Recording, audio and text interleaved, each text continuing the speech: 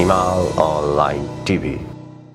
देशको पछिल्लो राजनीतिक घटनाक्रमको विषयमा कुराकानी गर्नको लागि 4 दशक यता अन्तर्राष्ट्रिय कूटनीति राजनीतिमा कलम चलाउँदै आउनुभएका वरिष्ठ पत्रकार प्राध्यापक लेखक पी खरेल हुनुहुन्छ।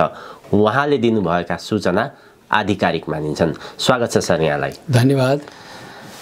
सर्वोच्चको फैसला सबैले अनुमान गरेको भन्दा फरक आएको छ। धेरैले भनेका थिए प्रधानमन्त्री केपी शर्मा ओलीले जुन संसद भङ्गको कदम चाल्नुभयो त्यस्तो एउटा जोखिम कदम निश्चय नभइकन उहाँले चाल्नुहुन्न, अदालतमा सेटिङ छ, संसद पुनर्बहाली हुँदैन भन्ने खालको चौतर्फी कुराहरू सुनिन्थ्यो। तर त्यसको ठ्याक्कै अनुमान गरे भन्दा फरक खालको नतिजा आएको छ। यो सर्वोच्चको फैसला त्यसपछि नेपालको राजनीतिको बाटो कतातिर मोडिन्छ के देख्नुहुन्छ तपाईले? पहिला चाहिँ संसद विघटनको कुरा उठाउँदाखेरि अधिकांश वरिष्ठ अधिवक्ताहरू, अधिकांश नागरिक समाजका अगुवाहरू र म जस्ता टिप्पणीकारहरूले पनि यो संवैधानिक प्रावधान अनुसार भएको होइन भन्ने नै निष्कर्ष थियो। तर केही सेटिङ छ कि भन्ने प्रश्नहरू उठे। अनि सर्वोच्चको निर्णयमा अलि ट्याम्परिङ हुन्छ कि कलुषित हुन्छ कि भन्ने धेरैले अनुमान लगाएका थिए। नत्र जुन किसिमको आत्मविश्वासका साथ केपी ओलीले विभिन्न ठाउँमा भाषण गर्दै हिँडेको पाइयो त्यसबाट त केही छ कि भन्ने त्यो भयो। र दोस्रो कुरो चाहिँ केही दिन अघि मात्र पनि सुभाष नेमाङले खास यस विषयमा टिप्पणी गर्नुबाट अलिकति हच्किएका मान्छे, किन पहिला उनले यसको उल्टो व्याख्या गर्दै आएको थिए संविधान बनाउने बेलामा। उनले चाहिँ प्रधानमन्त्री भने आफ्नो विचार जे भए पनि प्रधानमन्त्रीको आत्मविश्वास चाहिँ 200% छ राष्ट्रपतिले गरेको अथवा सरकारले गरेको सिफारिस अनुसार राष्ट्रपतिले एन्डोर्स गरे संसद विघटन त्यो कामै हुन्छ भनेर 200% भनेपछि त केपी ओलीको दायाँ हात मानिने कानुनीविदले त्यसो भन्दाखेरि झन् यसमा तीव्रता आएको हो। आम बुद्धिजीवी, आम नागरिक समाजका अगुवाहरू र जजसले टिप्पणी गर्छन्, छलफल गर्छन्, आम नेपालीहरू उनीहरू सबले चाहिँ यो विघटन गर्न नहुने हो, यसको विकल्प भइन्जेल विघटन गर्नै नहुने हो, सरकारको विकल्प भइन्जेल भन्ने थियो। अब त्यसैले अप्रत्याशित जस्तो कतिले लाग्यो, यो नियमसङ्गत छ, संविधान सङ्गत छ सर्वोच्चको निर्णय हिजोको। तर अर्कै निर्णय आउला कि भनेर सशङ्कित थिए। सशङ्कित हुनु परेन, यो चाहिँ साह्रै सकारात्मक बाटो भयो। यसैबीच मैले भन्नै पर्छ कि सोमबार साँझतिर 8-9 जना नेपालका र काठमाडौँ स्थित वरिष्ठतम अधिवक्ताहरू एक आपसमा विभिन्न दलका सँग उनीहरू झुकाव भएका तिनीहरूले चाहिँ कम्तीमा 3-2 नत्र 4-1 पुनर्बहालीमै छ जस्तो छ भनेर म पनि भावेलामा भनेको थिएँ। अस्तिको कुरो यो चाहिँ भाइ भन्दाखेरि सोमबारको कुरो। मङ्गलबार त यसरी आयो, तैपनि ढुक्क कोही पनि थिएनन्। अब बाटो चाहिँ के जाने हो, अब के हुन्छ भन्नेमा सबैलाई छ। अब यहाँ नेपालमा नैतिकताको प्रश्न, कसैले राष्ट्रपतिले राजीनामा दिनुपर्ने, कसैले प्रधानमन्त्रीले दिनुपर्ने इत्यादि कुरा गरेका छन्। नेपालमा नैतिकताको प्रश्न लिएर कसैले कहिले गर्दैनन्। त्यसैले त नयाँ अनुहार आउनुपर्छ, अहिलेका एउटाले नि हुँदैन भने हो। त्यसैले सधैँ 40औँ वर्षसम्म सधैँ हिरो हुने कीर्ति विष्ट र केशरबहादुर विष्ट भन्छु नि म चाहिँ। उनीहरूले मात्र राजीनामा यिनीहरू दिँदैन।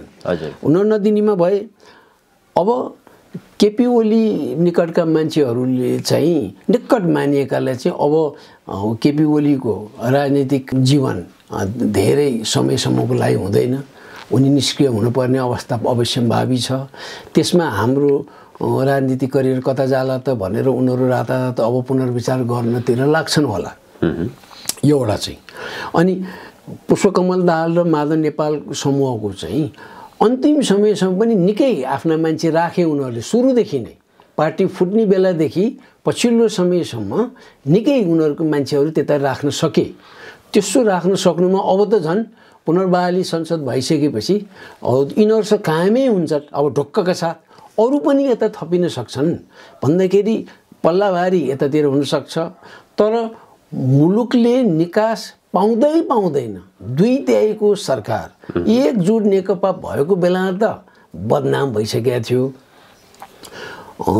अब अहिले त कोलिसन गभर्मेन्ट हुने, मेजोरिटी गभर्मेन्ट भए पनि सक्दैन, कोलिसन गभर्मेन्ट त झन् सक्दैन र नेताहरूको नानीदेखिको बानी कहिल्यै फरक पर्दैन।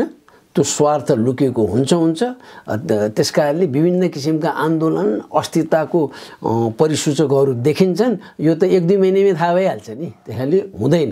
यो चाहिँ निकास हुँदै भएन, निकासको बाटो त भएन। तर अब धेरै खालको विश्लेषण आइरहेको थियो। प्रधानमन्त्री केपी शर्मा ओलीले संसद भङ्ग गरेपछि यहाँले नै लामो समयदेखि भनिरहनु भएको थियो, प्रधानमन्त्री केपी शर्मा ओलीले हत्तपत्त नहुने चुनावको घोषणा गर्नेछन् भनेर भन्नुभएको थियो। चुनावको घोषणा त गर्नुभयो, तर अब चुनाव हुने बाटो नै बन्द भयो, संसद पुनर्बहाली भयो। यस्तो परिस्थितिमा प्रधानमन्त्री केपी शर्मा ओली अब राजीनामा दिएर राजनीतिबाट ब्याक हुन्छन् कि अथवा थप स्टेप उनले चाल्छन् कि के हुन्छ? राजनीति अब कतातिर जान्छ? प्रचण्ड समूहले त अब नयाँ खालको मन्त्रीमण्डल अथवा प्रधानमन्त्री हामीमध्ये कोही बन्छौँ भनिसकेका छन्। यसमा केपी ओलीको विगत भने सर्वोच्चले निर्णय गर्ने बेलासम्मको बानी बेहोरा, व्यक्त गरेका विचार सबै हेर्दाखेरि उनले राजीनामा दिँदैनन्। अनि भन्नलाई त सहिलो छ, जुनसुकै मुद्दामा पनि कानुनविधै हुनु पर्दैन, जेसुकै मुद्दा पनि उठाइदिनु पाइन्छ, जेसुकै पनि मान्छे मारे पनि पाइन्छ। ऊ अमेरिकामा सबभन्दा बढी छ, होइन उसको ट्रमेटिक इफेक्ट भयो, ट्रमा थियो उसलाई, त्यस कारणले उसलाई यो 2nd डिग्री मर्डर हो, होइन 1st डिग्री मर्डर होइन भनेर भन्छन् भने अब यहाँ पनि उनले के भयो र, म त हाउस फेस गर्न आएको, हाउसले गरे पनि केही हुन्छ, हाउसकै गरिमा बढ्छ नि, म फेस गर्छु भनेर सायद मेरो अनुमान हो यो, उनले हाउस फेस गर्छन् भन्ने लाग्छ। अब सोतर यो त हुँदै भएन भनेर उनका हिजोसम्मका निकटका व्यक्तिहरू चाहिँ यतातिर ओह्रालो लाग्यो भनेदेखि चाहिँ फेरि डुब्न लागेको जहाज को बाट मुसा भागे जस्तै यिनी दौडे भने ऊ चाहिँ सायद राजीनामा गर्ला, होइन भने उनी ती टिक्छन्, ती बस्छन्, हाउस फेस गर्छन्। अब त्यहाँ किनबेचको कुरा होला, के होला, बार्गेनिङको कुरा त्यति सहिलो छैन, फेरि गभर्मेन्ट फर्म हुनलाई पनि हुन त होला, तर अस्थिरता आउँछ। केपी ओलीको समूह विकै हुन्छ कि उनले अरूसित उनको केही सम्झौता हुनु पर्यो, अरूसित सम्झौता हुँदा अहिले यसरी असंवैधानिक कार्य गरेको समूह र त्यो समूहको प्रमुख पात्र केपी ओलीसँग हात बढाउनलाई मधेसीलाई नि गाह्रो हुन्छ। भित्रभित्र कथम एकछिनलाई मानु सकारात्मक छन् उनीहरू केपी ओलीपट्टि भएर पनि मिल्दैन।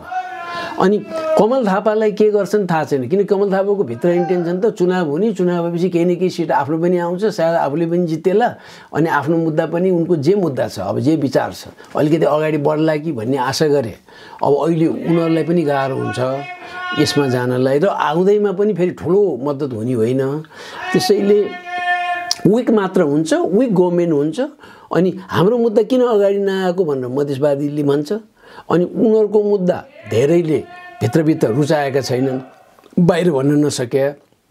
त्यसैले अस्थिर सरकार हुन्छ व्यवहारमा। अस्थिर भनेको विकासको बाटोमा तीव्रता आउँदैन, अस्थिरता बढ्छ, ल एन्ड अर्डरको प्रब्लम त्यसै गरी आउँछ। क्याबिनेटको अनुहारमा चाहिँ एकछिनको लागि झालल झुझल अलिकति फरक खालको बन्न सक्छ, तर त्यसको आचरण नेताहरूकै दबावमा जसले बनाइदियो, अब उनीहरूले भने बाहिरबाट स्विच खेल्या हुन्छ, मन्त्रीहरू कोही अलिकति फरक जस्तो देखिए पनि व्यवहारमा आउँदैनन्। किन हिजो त हेरि हुन्छ नि त, केपी ओलीको क्याबिनेटमा अब भुषाल पनि गएकै हुन्, है उहाँ भट्टराई पनि गएकै हुन्, योगेश भट्टराई, त्यहाँ गएपछि त खास केही हुन सकेन भने त्यो स्थिति फरक होला। त्यसैले अस्थिरताको बाटो गयो, चुनाव अनिश्चितै छ। अब सोझो किसिमले त मुङ्गेसम्म होला भन्ने थियो धेरैलाई, अब अहिले त त्यो बाटो बन्द भयो। अनि एउटा नैतिक दबाब एउटा कुरामा चाहिँ हुन्छ, त्यहाँ अबका दिनमा राष्ट्राध्यक्ष जो छ, है मैले राष्ट्राध्यक्ष जो छ किन भने भोलि विद्यादेवीमा पनि प्रेसर डाल्न सक्छन्, किन हेर्दै नहेरेर त्यसै बस्नु भने त आफूले सही नै गर्नुपर्ने, अर्कोले सही गर्न दिए हुन्छ। जस्तै बेलायतको महारानीले कतिपय त्यो त्यहाँ डकुमेन्ट आउँदाखेरि उनले ल हुन्छ त्यहाँ सही गरिदिनु अर्कोले स्ट्याम्प गरे हुन्छ अब त्यहाँ बेलायतमा भने त्यही गर्न बस्यो भने चाहिँ के खान राख्नु पर्यो त होइन। त्यत्रो उहाँ वस्त्र खर्च लाखौँ रुपियाँ किन छुटाउनु पर्थ्यो त? प्रत्येक कार्यक्रममा प्रत्येक नयाँ सेट अफ लुगा लाउनुलाई त्यत्रो राष्ट्रले करदाताले लुगा खर्च किन दिनु पर्थ्यो? पारदर्शिता भयो भने बाइदेवी त्यो रकम पनि हाल्यो हुन्छ। हाल्दैमा के हो र हामीले दिए पैसा हो?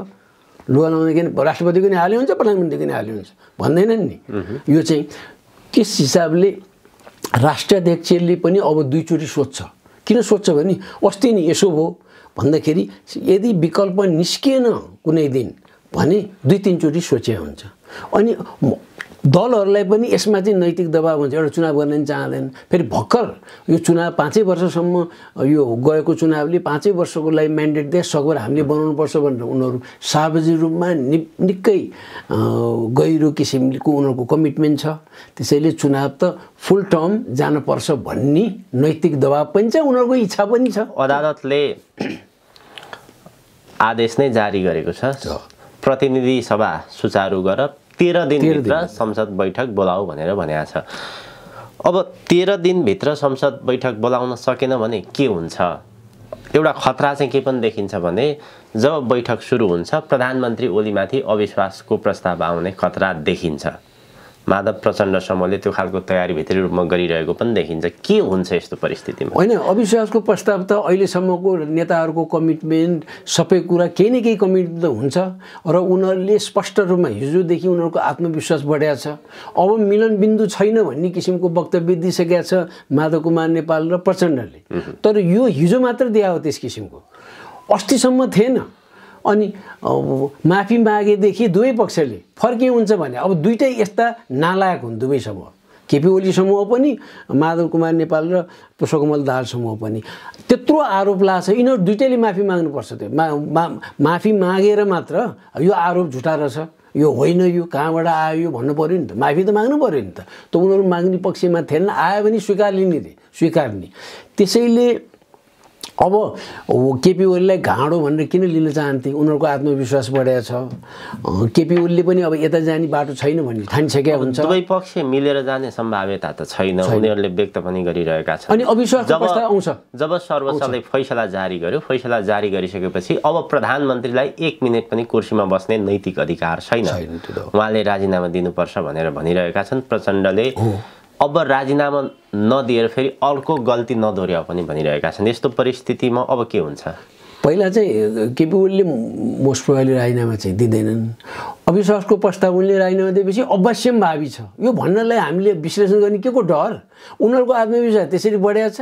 अनि त्यसमा मेजोरिटी त चाहिने होइन, पेस गर्नलाई मात्र होइन, पेस गर्नलाई त मेजोरिटी चाहिँदैन नि त होइन। अनि मेजोरिटी नै पुग्ला भन्ने छ। अब यसमा मधेसवादी दलले विशेष बार्गेनिङ पोइन्ट राख्छ, उनले त्यहाँ उनीहरूसित त्यो मेजोरिटी बनाउनलाई। अनि नेपाली कङ्ग्रेससित कसरी जान्छ त्यो उनीहरूको खेल हो। तर खेलमा जान्छ, राम्रो सरकार चाहिँ बन्दैन। त्यसैले त मैले ठोकुवा गरेँ। अब केपी ओलीले भन्दैमा यो इमर्जेन्सी नलाग्ला, किनभने इन्दिरा गान्धीले आफूले उनको चुनाव रद्द गरिदिएको कारणले 1975 उनले इमर्जेन्सी ल्याए। उनको चुनाव रद्द गरिदियो, कोर्टले इन्भ्यालिड गर्यो। त्यो भने आधारमा यो त सबै दक्षिण एसियालाई नै एउटा नमुना हो। किनभने सबले यो त गर्ने नहुने काम भने बदनाम भयो इत्यादि भयो। बेलाको राष्ट्रपति जसले ओके गरे अहिलेसम्म नाम लिँदैनन्, फखरुद्दिन अहमद हो उनले चाहिँ। किन जे भन्यो त्यही गर्ने हो भनेर नामै लिँदैन है। यहाँ पनि त्यो विचारणीय हुन्छ। अनि उनले भन्दैमा अब सङ्कटकाल घोषणा गर्दैमा अब के पनि एक्सक्युज छैन भने सम्भवतः सेनाले पनि आउँदैन होला। सेना मलाई चाहिँ लाग्यो सेना अहिले कि आजको माहौलमा भोलि एक बिहान सङ्कटकाल भने पनि हुँदैन। एउटा एक्सक्युज चाहिन्छ।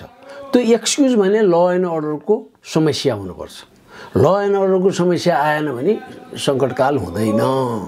अथवा गभर्मेन्ट फर्मेसनमा समस्या आइरह्यो भने त्यहाँ विभिन्न छन् कुरा जो धेरै बेर लाग्छ यस्तो छलफल गर्नलाई।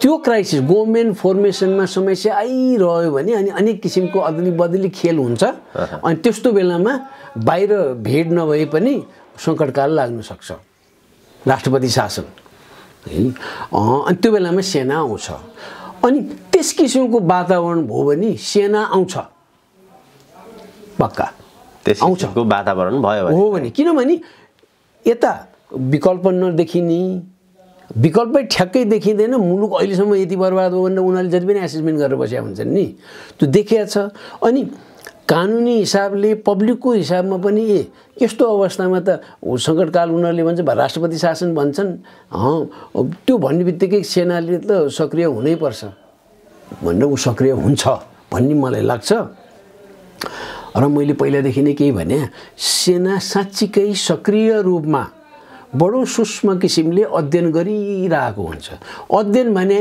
भनेर हेरिरह भने होइन उसको तयारी यसो हो भने यसो भनेर अल्टरनेटिभ्सहरू प्लान ए बी सी बनाउँछ यो विश्वको इतिहासमा अलर्ट कम्पिटेन्ट सेनाले गर्ने नै त्यही हो हामी कहाँ अलिकति हजुर अनि हामी कहाँ अलि लत्तो छोड्या अनुभव चाहिँ थियो यो विगत 10-15 वर्ष यता अहिलेको सेनापति अरूभन्दा दाँजो गरे कम्पेयर गरे मात्र है उनका पनि कमी होला नि किन नहोलान् है तर अरूको दाँजोमा उनी केही सिँढी माथि नै छन् है अनि त्यसैले त त्यहाँबाट कुराहरू हत्तपत्त लिक हुँदैन नि बडो त्यहाँ परिष्कृत किसिमले मुभ गरेका छन् अनि मैले यहाँहरूलाई नै पटक पटक भन्दै आयो आज पनि त्यही रही उच्चतम तहका प्रमुखहरू नेपालका राष्ट्रका विभिन्न निकायका उच्चतम तहका निकायका प्रमुखहरू बीच कहिले 2 जना बीच कहिले 3 जना बीच कहिले एक र ए र बी अनि सी र डी कहिले डी र ए त्यस्तो केही न केही संवाद सूक्ष्म किसिमको कम्युनिकेसन भइरहेछ अनि यो परिप्रेक्ष्यमा अस्ति चाहिँ उहाँ तबेला हेर्नलाई तबेला भएको ठाउँ त्यो जग्गाको बारेमा कुरा गर्न प्रधान न्यायाधीशले चासो दिनुपर्ने अनि सेना प्रमुखै जानुपर्ने त्यहाँ पक्का पनि केही न केही त्यसले मिनिङ जनाउँछ यसमा छैन मिनिङ भन्नु मूर्खै हो उहाँ सदनमा त उहाँ पार्लिमेन्ट कमिटीले सेनाको त्यो किनबेचको कुरामा त्यहाँ सामग्रीहरू किन्दाखेरि त्यहाँ केही प्रश्न उठाले सेना प्रमुखलाई बोलाउँदा एउटा प्रतिनिधि पठाएको थिए प्रधान न्यायाधीशले पनि त अरूलाई गर्न सक्थे नि भन्दाखेरि त्यहाँ केही मिनिङफुल र यो मिनिङफुल केही डिस्कसन निर्णय पो होइन गर्नुहुन्न भन्ने चाहिँ छैन जति पनि गर्न मिल्छ अब नेपालमा चाहिँ अलिकति गऱ्यो भने नभए मिनिङ पनि मिनिङ निकाल्छन् है कहिले कहिले गर्नुपर्ने हुन्छ तर त्यो विचारणीय छ के रहेछ कसो रहेछ एक आपसको विचार त गर्छन् नि निर्णय लिने त अर्कै हुन्छ नि आफूले आफ्नो निर्णय लिन्छन् एउटा आयो त्यसैले अबका दिन झन् यो पहिलेदेखि परिवर्तनको कुरा आउँदाखेरि परिवर्तन त अवश्यम्भावी मिति मात्र ठ्याक्क भन्न गाह्रो अब आउने सरकारले निकास दिनै दिँदैन अब गभर्नमेन्ट त भइरहन्छ जस्तो सरकार पनि बनिरहन्छ दिँदैन हो तर अलिकति अब यो अदालतको फैसला पछि चाहिँ परिवर्तन अलिकति पछाडि धकेलियो यसलाई कसरी लिन सकिन्छ हो केही धकेलियो कुरा पनि एउटा अब 10-15 दिनमै एकै महिना त टुङ्गो लाग्दैन जबकि एक महिनाको 2 हप्ताको हिसाब गर्दै आएको थिए मान्छे जान फगार मान्छेहरू नै अब अहिले त 2 हप्ता त केही हुन्छ जस्तो लाग्दैन 3 हप्तामा त केही हुन्छ जस्तो लाग्दैन आफूलाई त अनि पटकबाट चाहिँ हामीले हेक्का चाहिँ राख्नुपर्छ अब अप्रत्याशित रूपमा मान्छेलाई चित्तै बुझेन यस्ता अब आउने सरकारको नेतृत्व त यी पुरानै अनुहारले ल्याए हुन्छ उनीहरूलाई कोही पनि पत्याउँदैन सानो फिलिङ आयो कि त ठुलो यहाँ आक्रोशित समूहहरू त आउँछन् अनि तिनीहरूले ल एन्ड अर्डरको प्रब्लम क्रिएट गर्ने भोलिपल्टै चेन्ज हुन्छ त्यो चाहिँ अनि परिवर्तन त्यहीँबाट जान्छ केही समय चाहिँ पुष्पकमल माधव प्रचण्डको आह्वानमा उनीहरूको एउटा समूहमा नयाँ सरकार गठन चाहिँ हुने भयो त्यो सम्भाव्यता देखिन्छ यसो नयाँ सरकार गठन हुने देखियो यसो हेर्दाखेरि तत्काल भन्दा त ठुलो समूह यतातिर त उनीहरूकै छ तर मधेसवादी दलको नै अलि इम्पोर्टेन्स बढ्यो त्यसपछि नेपाली काङ्ग्रेसको पनि छ तर नेपाली काङ्ग्रेसमा चाहिँ शेरबहादुर देवालले जे भन्यो त्यही मात्र चाहिँ हुँदैनन् शेरबहादुर देवालले जसै पनि प्रधानमन्त्री बनाउनुपर्छ हुन्छ काङ्ग्रेसको जे पनि भनेर त्यहाँका मलाई लाग्छ मेजोरिटीले नै भन्दैनन् त्यही छ। यदि नेपाली कांग्रेसको सहभागिता हुने हो भने पनि देउवाको प्रधानमन्त्री हुने पक्का छैन है। अब त्यहाँ कुनै प्यादै नै बन्ने अवस्था कसैले डिजाइन गरे भए त अर्कै कुरा हो। नत्र अहिले चाहिँ शेरबहादुर देउवा भएर त्यही आउनाले पनि यो व्यवस्थाको छवि झन् खतम पार्नु हो। यो व्यवस्थाको कुरै छैन। त्यसैले अब यी मध्ये आउने चाहिँ यही ठुला मध्ये नै आउनु आफ्नो भाग त छोड्दैनन्। बाबुराम भट्टराईले त म फोटो सिंहदरबारमा पूर्व प्रधानमन्त्रीहरूको फोटो लस्करले राखेका ठाउँमा मेरो पनि राख्नलाई मेरो इच्छा भए होइन भने त्यसको 1-2 महिनामै प्रधानमन्त्री बने हैन। अहिले पनि उनलाई के आशा छ त्यसैले अनि बिरामी भए भनेर यी काठमाडौँमा जति पनि उपचार हुने ठाउँमा उनी वहाँ गए निर्लज्ज किसिमले गए हुन्छन्। उनको ठुलो आशा छ। उनलाई बनाउनु पनि केही वामपन्थी समूहहरू, उनी त अहिले वामपन्थी होइन कम्युनिस्टहरू त अब त्याग्नुपर्छ कम्युनिजम भन्ने मान्छे केही वामपन्थी समूहहरू उनको फर्ममा छन् भित्रभित्र बनाउनेमा। तर उनी आए पनि इन्डियाको इन्डिया एन्टी इन्डिया सेन्टिमेन्ट नेपालमा झन् बढ्छ मात्र उनी सफल हुँदैनन्। तर उनी आशा गरेर गएका छन्। पुष्पकमल दाहाल एउटा विचार गर्नुहोस्, उनको श्रीमतीलाई भारतमा स्वास्थ्योपचारको लागि लाँदाखेरि एकदम निलो सुट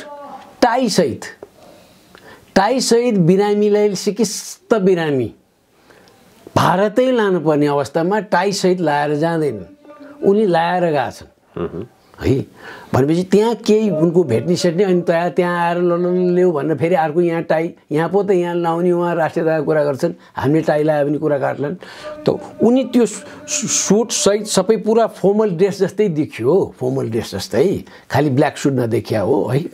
फर्मल भन्दैमा ब्ल्याकै हुनुपर्छ भने त छैन। त सुट सबै लगाएर गएको थिए। उनी पनि त्यहाँ कोही भेटिन्छ पनि भनेर गए हुन्। यिनी पनि गए हुन्। यस्तो त गर्दै आउँछन् निर्लज्ज किसिमले। अब आउने जो प्रधानमन्त्री भए पनि सफल हुँदैनन्। जुन समूह त्यहाँ जान्छन् उनीहरूको छविमा झन् ह्रास आउँछ र परिवर्तन त झन् चाहिने रहेछ भन्दै जान्छन्। एउटा कुरो चित्तै नबुझाउनु डाई हार्ड आइडियोलग्स र सिद्धान्त चाहिँ मान्ने होइनन्, तर हामी त यस्ता हुन् भन्ने। जस्तै कम्युनिस्ट भन्यो कि हामी चाहिँ यस्तो कम्युनिस्ट धर्म चाहिँ मान्छौँ, समाजवाद हो, इक्वल डिस्ट्रिब्युसन, फेयर डिस्ट्रिब्युसन वेल्थको, यसको लागि मात्र हामी विश्वास गर्नु। मार्क्सले भने जम्मै कुरो हामी मान्दैनौँ। यो कुरा चाहिँ मान्छौँ। डिक्टेटरसिप अफ द प्रोलेटारिएट भन्ने हामी मान्दैनौँ। यस खालको हो हाम्रो भन्ने हिम्मत आजसम्म कुनै पनि वामपन्थीले दिएको छैन। यहाँ चाहिँ बहुदलीय व्यवस्था मानेर हिँडेका छन्। यो सर्वोच्चको फैसलापछि प्रधानमन्त्री को भन्ने विषयमा के नामहरू बाहिर आइरहेका छन्? शेरबहादुर देउवा अथवा माधव कुमार नेपाल। सम्भाव्यता को देखिन्छ अहिले तत्काल यो परिस्थितिमा प्रधानमन्त्री बन्ने लिस्टमा र अन्तर्राष्ट्रिय शक्तिहरूले पनि जसलाई समर्थन गर्दछन्? अब यसो हेर्दा यही दुईजना बीचको जस्तो देखिन्छ। कारण के भने प्रचण्डले सार्वजनिक रूपमा नै म हुन्न, म त्यसको दावेदार होइन भनेको छ। माधव कुमार नेपालले भनेको छैन। पार्टीको अध्यक्ष कसलाई बनाएको छ? पुष्पकमल दाहाललाई बनाएको छ। त तिमीलाई पार्टी अध्यक्ष अनि माधव नेपाल प्रधानमन्त्रीको उम्मेदवार बना। अनि त्यस कारणले यताबाट भयो भने माधव नेपाल, कङ्ग्रेस पनि आउने हो भने अब चुनाव पनि आउँछ। यो टाइममा चित्त नबुझे पनि नेपाली कङ्ग्रेसलाई शेरबहादुर देउवा चित्त नबुझे पनि उसले पैसा नि जुटाउँछ, सत्तामा भागलाई अर्कै फाइदा हुन्छ। त्यस कारणले ऊ भए नि हुन्छ, यसपटकलाई केही छैन भने मेरो यो अन्तिम पटक अर्कोचोटि हुन्न भनेर उसले डिक्लेयर पनि गरिदिन्छन्। उसले शेरबहादुर देउवाले दुईचोटि अझ हुन्छ मलाई ज्योतिषीले भनेको छ, भने त 3-4 वर्षै भइसक्यो उनले भनेपछि देउवा हुन सक्छन्। यो आफ्नो लाभको राजनीति हो। लाभको राजनीतिलाई अब पुष्पकमलले चाहिँ केही कम्प्रोमाइज गरेकै देखिन्छ। उनले आफ्नो पनि हेरे होला नि, उनको समूह सानो छ, कमजोर थियो अस्तिसम्म, अब अलिकति फेरि रिभाइभ हुने होला। अनि न यता न उता भएका यो रामबहादुरहरू हुन्, उनीहरू चाहिँ न यता उता। तैपनि भोलि अब पम्फादेवीहरूले मिलाएर ल्याउलान् पनि यता, त्यो बेर छैन। त्यसैले यो दुईटा हुन्छ। अनि खेल जब यहाँ जान्छ ओलीको ग्रुप विक हुने हो। ओलीको त्यो समूह साह्रै विक हुन्छ। सरसर्ती हेर्दाखेरि त अब प्रधानमन्त्री केपी ओलीको राजनीतिक भविष्य सकियो, अस्ताउने अवस्थामा छन् भनेर भनिन्छ। त्यस्तो परिस्थिति देखिन्छ पनि यो फैसलापछि। पक्कै हो। त्यस्तो परिस्थितिमा अब उहाँ प्रधानमन्त्री हुनुहुन्छ, उहाँले आफूले सकेको स्टेप अथवा उहाँले प्राप्त गरेको अधिकारलाई सदुपयोग गरेर जाने सम्भावना चाहिँ कति छ, त्यो दिन्छ कि दिँदैन? उहाँको विगत सबै हेर्दा अहिले हामीले हेर्ने नै विगत हो, विगत भएन हिजोसम्मको नि त हो। त्यो सबै हेर्दाखेरि उहाँले प्रयोग चाहिँ गरे हुन्छ, गर्नमा पछि हट्ने देखिँदैन। त्यहाँ नैतिकताको प्रश्न आउँदैन, केही पनि आउँदैन। त्यस कारणले कानुनी हिसाबले त्यान्द्रो मात्र छ भने पनि त्यो त्यान्द्रो समातेर, पौडेर त्यो त्यान्द्रो समातेर पौडिन खोज्ने प्रयास हुन्छ। अनि यो कुरा कन्भिन्स गरे हुन्छ राष्ट्रपतिलाई पनि, अनि राष्ट्रपतिलाई नि ओलीसितै जाने, ओलीसितै आउने भने जस्तो। किनभने ओलीको निकै योगदान थियो नि त राष्ट्रपति बन्नमा त, होइन? अनि पोलिटिकल क्यारियरमा पनि ओलीको पनि निकै सक्रिय योगदान त थियो, विद्यादेवीको राजनीतिक करियर प्रमोट गर्नलाई इत्यादि कारणले त्यहाँ धेरै कुरा मिल्छ, त्यो सामिप्यता छ। त्यो सामिप्यतामा कन्भिन्स गरेर हामी यो बाटो अपना अलिक कन्भिन्स भएर भनेपछि त्यहाँ सानो स्पेस भएसम्म उनी त्यो प्रयास गर्छन्। त्यो प्रयासमा बरु परिवर्तनमा नि भएन, मेरो लागि भएन भने, मेरो पनि भएन भने यही परिवर्तनलाई अझ म केही न केही सहयोग नै पुर्याइदिन्छु, ताकि अरू न्युट्रलाइज हुन्छन्। भोलिको दिनमा गुडविल आफूलाई पनि आउला परिवर्तनको समयमा। यति त गरे त रातारात सिम्पथी आउँछ नि, फेरि नेपालमा त गजब छ नि त। अस्तिसम्म उहाँ प्रधान न्यायाधीशको विरुद्ध कता कता कुरा गरेका थिए। हामीले नबिर्सौँ न, रञ्जन कोइरालालाई छुटाएकोले हो, कसको निर्णयले हो? त्यही बेला एक थोक भने, अहिले हिजो पुनर्बहाली भयो, अहिले अर्को भने नेपाली त यही नै हो। अस्ति त्यस्तरी गाली गरे, अहिले यो गरे। त एउटा डिसिजनले गर्ने होइन नि त। त्यहाँ त समग्रमा हेर्ने हो। आम नेपालीको विचार गर्ने यो शैली नै यस्तो भएकोले केपी ओलीले पनि त्यो बिर्सिन्छन्। र केपी ओलीको ग्रुपलाई स्ट्रेन्थ दिने हो भने परिवर्तन चाहनेहरूसँग उनी मिल्न पर्ने देखिन्छ। पहिला पनि अरूले शङ्का गरे हो, तर अहिले चाहिँ सम्भावना त्यही एउटा मात्र बाटो छ। त्यतातिर गयो भने देशको राजनीतिको माहौल जुन एउटा बढ्दै गएको थियो विगत केही वर्ष यता, त्यतातिर उनी गयो भने उनको समूहलाई राम्रो हुन्छ। र परिवर्तनकारीहरूले त आफ्नो माग पुरा हुन्छ, जोसित पनि सल्लाह र सहयोग लिन्छन्। त्यो त जसले पनि लिइरहेछन्, त्यो त लिन मिल्छ है। अर्थो किनबेच र सुरा सुन्दरीको कुरा पहिला आउँथ्यो नि, के यो शेरबहादुर देउवा प्रधानमन्त्री पटक पर्दाखेरि बा गिरिजाप्रसाद बाबालाई पनि भएको थियो। त्यस्तो होइन, अरू कुरामा पोलिटिकल कम्प्रोमाइजेस हुन्छ। र केपी ओलीलाई त्यतिको अप्ठ्यारो किन पर्दैन त्यस्तो परिवर्तनकारी नयाँ समूहसँग हात मिलाउनलाई भनी उनले पहिले बैलगाडाको कुरा भनेपछि बुझिहाल्यो। गणतन्त्र त्यसै आउँदैन, अमेरिका बैलगाडाबाट जानु जस्तै हो भनेकै हो। संहितामा उनको विश्वास छैन र उनकै दलका मान्छेहरूले फुट्ने बेलामा भन्दै आए हुन्, उनीहरूले भने हुन् उनको विश्वासै छैन, संहितामा पनि छैन भनेकै हो, धर्मनिरपेक्षता पनि छैन भन्यो। उनले त हो नै जस्तो देखाइदियो। अस्ति उहाँ पशुपतिको ढोका गएर सबलाई फोटो खिचाएर म गा हुँ, यो हुँ, उहाँ जलरी झल्लरी के राख्ने सबै भनेकै हुन्। त्यो जम्मै कारणले उनको नेचुरल बाटो, स्वाभाविक बाटो चाहिँ त्यो परिवर्तनकारीहरूसँग जुन अहिले नयाँ परिवर्तन त्यहाँ चाहिन्छ भन्नेहरूसित हातेमालो गऱ्यो भनेदेखि, अनि एउटा न एउटा एक्सक्युज त पाइहाल्यो हुन्छ नि, त्यहाँ गऱ्यो भनेदेखि अगाडि बढ्छ। अनि त्यो गर्दा कोही जान्छन् पुष्पकमल कहाँ, कोही उनीसितै बस्छन्। र उनीसितै बस्नेमा त त्यहाँ विभिन्न डिजाइन हुन्छन्, विभिन्न प्लान हुन्छन्, उनीहरू नै कन्भिन्स हुन्छन्। हामी यता गयो भने हामीले ठाउँ पाउँदैनौँ भने कोही ठाउँको लागि यता स्पेसैको लागि यता आउँछन्। त्यो एउटा मात्र बाटो छ, अरू छैन। अनि सजिलो के छ भनेदेखि केपी ओली पहिलोचोटि प्रधानमन्त्री हुने 2-3 महिना अहिलेसम्म पनि यहाँका राजावादी समूहका शक्ति केन्द्र मानिनेहरू कहाँ ठाउँ-ठाउँमा उनी सल्लाह गर्न जान्थे। अनि राष्ट्रपति विद्या भण्डारीले राजा ज्ञानेन्द्रलाई निम्तो दिन छोरीको बिहामा पहिलो कदम त उनले चालिन् नि त। अरूलाई भो कहीँ शिक्षक भो, कुनै कलाकार हो नि, यो त राजावादी हो नि भनेर बोलाउँदैनन् भारतीय सङ्गठनहरूले। उनले त यी प्रतिगामी मण्डलीहरू भन्नेहरूको प्रतीक राजालाई नै उनले निम्ता दिन् है। निम्ता पनि दिनपछि उनकै राजाका नातिको व्रतबन्धको समारोहमा पनि उनी गइन्, रिसेप्सनमा गइन्। भन्दाखेरि त्यो जम्मैले के देखाउँछ भने यो एउटा बाटो छ र उनको लागि चाहिँ भलो हुने बाटो यही मात्र हो। कि भनेदेखि मैले गल्ती गरेँ, तपाईँकै हो भनेर माधव नेपाल र पुष्पकमल कहाँ गए हुन्छ, तर त्यहाँबाट गएर यता र उता गरेर सटल भए जस्तो गरेर उनीहरूको केही क्रेडिबिलिटी चाहिँ हुँदैन। यतिमा जान्छ। राष्ट्रपति विरुद्ध सम्भवतः अविश्वासको प्रस्ताव नआउला महाभियोगको प्रस्ताव हो। अविश्वास भन्दा महाभियोगको प्रस्ताव। यसो हेर्दाखेरि माधव प्रचण्ड समूहको सरकार बन्यो भने राष्ट्रपति पनि उहाँहरूको लागि त बाधक नै बन्ने सम्भावना देखिन्छ। र योभन्दा अगाडि उहाँहरूले प्रधानमन्त्री केपी शर्मा ओलीले संसद भङ्ग गर्नुभन्दा अगाडि उहाँहरूको एउटा सूची नै बनिसकेको थियो, प्रधानमन्त्री कसलाई बनाउने, राष्ट्रपति कसलाई बनाउने, र त्यो लिस्ट लिएर उहाँहरू अविश्वासको प्रस्ताव दर्ता गर्न लाग्नु भएको थियो। त्यस कारणले प्रधानमन्त्री केपी शर्मा ओलीले संसद भङ्ग गरिदिनु भयो भन्ने कुरा छ। अब प्रधानमन्त्री र राष्ट्रपति दुवै पद नरहला, दुवै व्यक्ति नरहला, केपी शर्मा ओली र विद्यादेवी भण्डारी। अब यसो यो धेरैले भनेका छन्, साधारणतः म पनि त्यही भन्थेँ।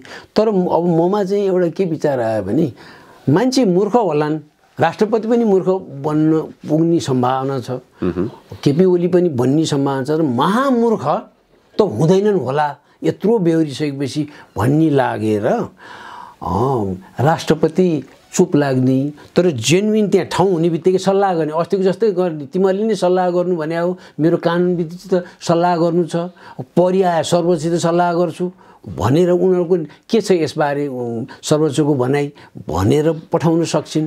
त्यसले ढिले गर्न सक्छन्। उहाँ संवैधानिक राजाको त उहाँ टु सिक एडभाइस भन्ने छ, टु गिभ एडभाइस भन्ने छ, टु वार्न द गभर्मेन्ट भन्ने छ भने उनले त्यो नीति अपनाउँछन्। ठाडो देखिने गरी चाहिँ अब चाहिँ गर्दिनन् कि भन्ने मलाई लाग्यो है। म ठुलो उनको एडमायर पनि होइन, केही पनि होइन, म कटाक्ष गर्ने मान्छे नै हुँ, तर पटक पटक आफूलाई अप्ठ्यारो परिसकेकाले यसमा चाहिँ नगरौँ भन्ने हुन्छ। अनि जसरी भए पनि राष्ट्रपतिलाई प्रयोग गर्नुपर्छ, जेमा पनि यिनीहरूलाई अप्ठ्यारो पार्नुपर्छ भनेर केपी ओली नै गर्दैन। किन त्यहाँ राष्ट्रपति भइन्जेल केही ढाडस त हुन्छ नि उनलाई पनि त्यो, र अरूले गरेमा अरूको त्रुटि कमजोरी रहेछ भने त्यो चाहिँ निगेट गरिदिन्छन् राष्ट्रपतिले। किन यो हो कानुनविदले यसो भने यहाँ यस्तो छ यसबारे के हो भनिहाल्छ, ढिलै हुन्छ। त्यसैले अहिले उहाँ केपी ओलीको समयमा जस्तो झ्यालबाट हेरेर उहाँबाट ओके भनेपछि पूर्व तयार गरिसकेर प्रिन्ट आउट निकालिसकेका ठाउँमा सही गरेर राखेका ठाउँमा राष्ट्रपतिले मिति र सही मात्र हालिदिने जस्तो होइन। अब चाहिँ त्यसरी चाहिँ हुँदैन अबको सरकारलाई। र अबको सरकारलाई पनि राष्ट्रपतिलाई अहिले चाहिँ उनीहरूको स्ट्राटेजिक कारणले केही आदरभाव गरेर होइन नचलाउलान्। उनले खिचिक्क गरेको अविश्वासको प्रस्ताव एनी टाइम ल्याउँछन्, र एनी टाइम ल्याउनेमा ल पुगेन अरे चाहिने मेजोरिटी भयो नि त राष्ट्रपति एक महिना ल्याउँछन्। त्यहाँ कति छ प्रावधान, त्यो यतिभन्दा एकचोटि गरेपछि दोस्रोचोटि ल्याउनलाई केही छ कि छैन त्यहाँ प्रावधान, त्यस्तो राखेका छैन भने त एक महिना ल्याउँछन्, नभए त्यो अवधि सक्ने फेरि ल्याउँछन्। त्यो अप्ठ्यारोमा चाहिँ पारिदिन्छन्। त्यसैले उनले गर्दिनन् होला र उनलाई हटाउनतिर अहिले लाग्दैन होला, र अहिले धेरै बोल्या पनि छैनन् यसबारे। अनि यो समूह पुष्पकमल दाहाल माधव नेपाल समूह निकटका कानुनविदहरूले पनि यसबारे कुरा गरेका छैनन्। यसबारे छोडिदिउँ, यसबारे कुरा नगरौँ भनिरहेछन्। हिजो विभिन्न ठाउँमा अन्तर्वार्ता राष्ट्रपतिको बारे छोडौँ, सम्मान्य राष्ट्रपतिको बारे छोडौँ भने हुन्छ, सम्मान्य पनि जोडिहाले हुन्छ। त्योभन्दा अगाडि त रामकुमारी झाँक्री लगायतले खुलेरै भनेको थियो नि विद्यादेवी भण्डारी राष्ट्रपतीय शासन प्रणाली हामी मान्छौँ, त्यो पदको सम्मान गर्छौँ, तर व्यक्तिगत रूपमा राष्ट्रपति विद्यादेवी भण्डारीलाई पनि मान्दैनौँ, प्रधानमन्त्री केपी शर्मा ओलीलाई पनि मान्दैनौँ, खुलेरै भनिरहेको। प्रधानमन्त्री नमान्नु ठिक छ, उहाँहरूको विचार हो। म आफै पनि के अरे राष्ट्रपतिले जे गरिरहेको त्यो बेठिक हो, यो त दलको नेत्री जस्तो भयो भनेर त 2 वर्ष अगाडिदेखि नै पूर्व एमालेहरू बिचै नै पनि यो त हाम्रो राष्ट्रपति होइन भनेर भनिरहेको मलाई थाहा थियो। मैले भने पनि छु अन्तर्वार्ताहरूमा नि त्यो त पक्कै हो। तर अहिले आएर चाहिँ उनीहरूले छुँदैनन् जस्तो लाग्छ मलाई। अनि झाँक्रीले उठाएको कुरो बडो सशक्त हो, अरूले कुरा गरेर हुन्छ, ठिक कुरा उठायो त्यो त, भएको कुरो भन्नलाई किन डराउने र, त्यो उठाउनै पर्छ, उठाउनु त हो सही। तर यिनीहरू स्ट्राटेजिकली हेर्छन्, नत्र त ठुलो कुरामा यत्रो चुकेछ अनि त्यहाँ अप्ठ्यारो नभए भ्याक्युम क्रिएट नगरिकन अब सदनलाई नै म राजीनामा दिँदैछु, अब तपाईँहरूले अर्को छान्नुहोस् भनेर समेत आधै राजीनामा त नदिने नि, भ्याक्युम हुन्छ नि त। प्रधानमन्त्रीले त आजै दिए राम्रो, राष्ट्रपतिले त हाउस बसिसकेपछि प्रधानमन्त्रीलाई बोलाएर ल है अब म राजीनामा दिन्छु भन्यो भने उनको नाम यति माथि हुन्छ कि मदन भण्डारीको भन्दा माथि हुन्छ नि। किन मदन भण्डारीले त स्टेटको अफिस त कहिले लिएनन् नि त, केही ल्याएको थिएन, सांसद बने, पार्टीलाई धेरै अगाडि बढाए। अरू त उनी मन्त्री भए नि होइनन्, प्रधानमन्त्री भए नि होइनन्। यिनी राष्ट्रपति भएर नैतिक जिम्मेवारी लिए मेरो, यसबाट त्रुटिनु गयो भने त ठुलो नाम हुन्छ नि। कसले छोड्छ? नेपालमा कसैले राजीनामा नगर्नेले नियम पुर्याएर उनको म निकट सल्लाहकार यही भन्थे, तपाईँ सदनमा बोलाउनु, जो प्रधानमन्त्री हुन्छ बोलाएर है म छोड्दैछु यो भन्नु। पहिला उनलाई जानकारी दिएर अहिले यो नभन्नुहोस् भन्यो। 1 घन्टापछि प्रेस रिलिजबाट यो राष्ट्रपतिको भन्छन्, नयाँ बनाउँछन्, स्वागत गरेर आउनुहोस् बस्नुहोस् भन्यो। अब आँसु छ भने भित्रै पिएर आँसु पिएर बस्यो गऱ्यो भने। अब यस्तो किसिमको ज्ञान उनीहरू त मुलुक त धेरै अगाडि गइसक्थ्यो। त्यसैले अहिले मलाई यो लाग्छ र फेरि पनि भन्दाखेरि सेना सतर्क छ। त्यहाँ खिचखिच भयो भने यो नेपाल धेरै उदोन्नति र गयो भन्ने उनीहरू दिक्क छन्। सेनाको कुरा यहाँले बारम्बार जोडिरहनु भएको छ, तर न्यायालयले प्रधानमन्त्री र राष्ट्रपतिको कदमलाई बदर मात्र गरेन, व्यवस्थामा पनि न्यायालयले व्याख्या गरेको छ। त्यो फैसलापछि माधव प्रचण्ड समूह आज राष्ट्रको पक्षमा फैसला भयो, जनताको पक्षमा फैसला भयो। त्यस कारणले उनीहरू आज विजयको आमसभा र्याली जुलुस पनि गरिरहेका छन्। यस्तो परिस्थितिमा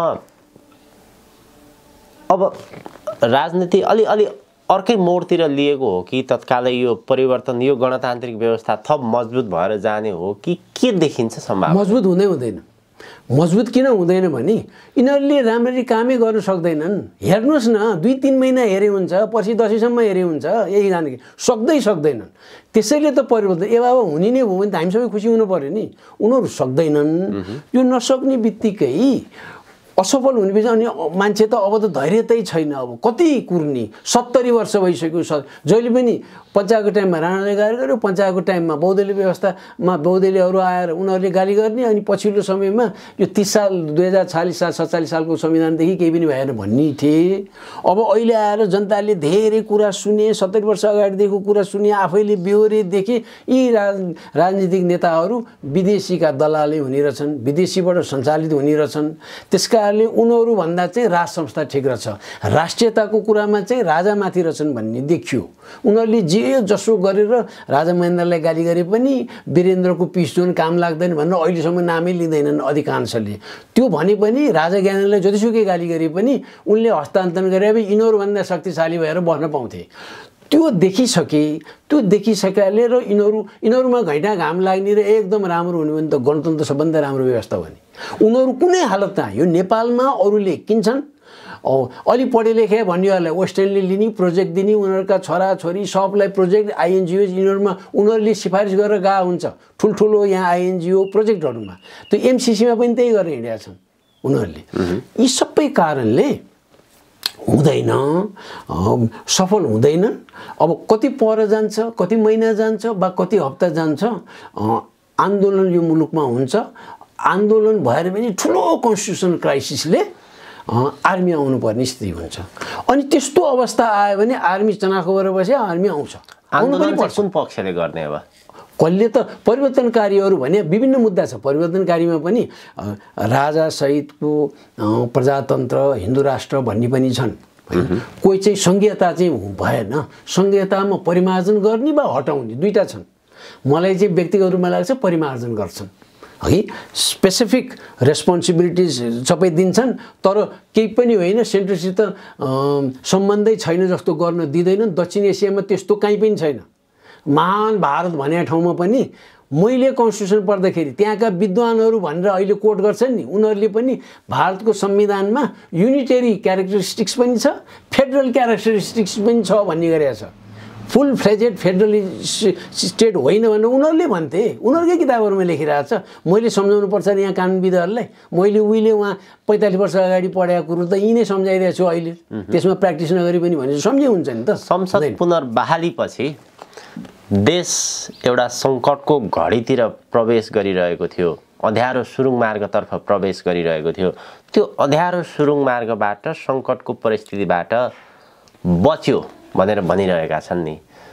बचेकै हो यो फैसलापछि? होइन, संवैधानिक अहिलेको संविधानले जे अधिकार दिएको छ त्यो अधिकार नागेर प्रधानमन्त्रीले गरेको कार्य त करेक्सन भयो, तर परिवर्तनको मार्ग त केपी ओलीले संसद विघटन गर्न सिफारिस गर्ने महिनौँ अगाडि 1.5 वर्ष 2 वर्ष अगाडिदेखि नै परिवर्तन अवश्यम्भावी भन्दै विभिन्न हिँड्या होइनन् र तिनीहरू अब के सुतेर बस्छन् त केपी ओली भाले पो परिवर्तन चाहिँदैन भने चाहिन्छ भने हो अब त यहाँ पुष्पकमल दाहाल आयो वा शेरबहादुर देउवा आयो अब त परिवर्तन चाहिँदैन भनेर बस्लान् र उनीहरू झन् अगाडि जान्छ र कस्तो सरकार आउँछ अब मिलिजुली सरकार आउँछ तिनीहरूका विगत जम्मै पैसा खाएका छन् इन्भेस्टिगेसन उनीहरूले गर्दैन अख्तियार अब त अख्तियारमा जानेहरूले आफै कालोमुसो लगाएर हुन्छ तिमीहरूको एक हिसाबहरू छन् मैले इन्भेस्टिगेट गर्ने हो भने भोलि मैले किन भने म जति पनि हुन सक्छु यो 63 सालमा आन्दोलन ले पूर्णता पाएपछि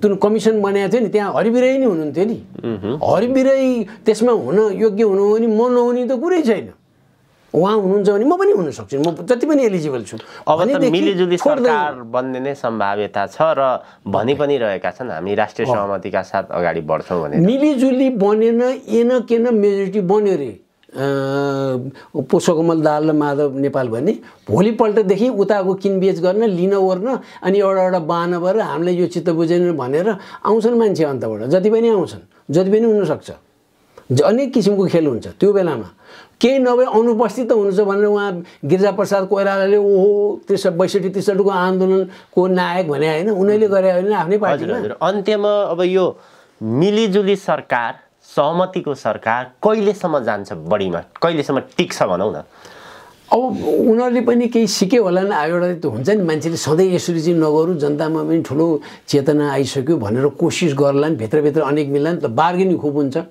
भागभण्डा खुब हुन्छ अनि नयाँपन केही पनि आउँदैन अनि विकासले गति लिँदैन भनेपछि यो सिस्टममा झन् ठुलो घात हुँदै जान्छ अनि ढिला भएपछि जनता झन् आक्रोशित हुन्छन् र त्यसपछिको नतिजा जहिले परिवर्तन हुन्छ त्यो बेलामा झन् बढी नेता झन् बढी ठुला साना भुरा माछा सबै पर्छन् मान्छे आक्रोशित भएर आउँछ यो संसारको सबै हिस्ट्रीमा चाहे चाहिँ जर्मनीमा अलिकति भएको हो तर फ्रेन्च रिभोल्युसनमै होस् रसियन रिभोल्युसनमै होस् चाइनिज रिभोल्युसनमै होस् है जहाँ देख्छन् यत्रो वर्ष भन्दाखेरि यहाँ त के भन्छन् त्यो बेलामा 47 सालदेखि अहिलेसम्म यसो गरे भन्छन् अहिले नै उहाँ 31 वर्ष भइसक्यो अझै यसरी गइरह्यो 2 वर्ष गए 1 वर्ष गयो भने 32-33 वर्षसम्म यस्तो दुःख दिए जनतालाई प्रधान त भन्न अगाडि देखाउने यहाँ यसो भनेर अनि के देखाउने भन्दाखेरि एउटा दुईटा यस्तो विकल्प छ कि यस्तो त नआउला भनेर सोचे पनि छैन जस्तो लाग्छ भारत सरकारले पनि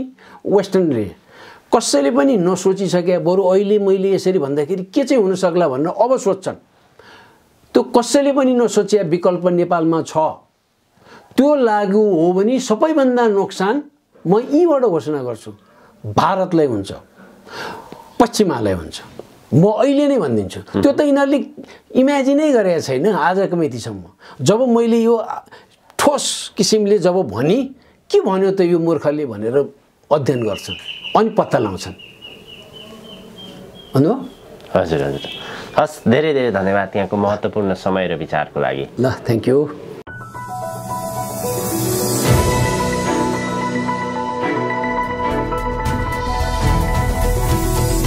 Himal Online TV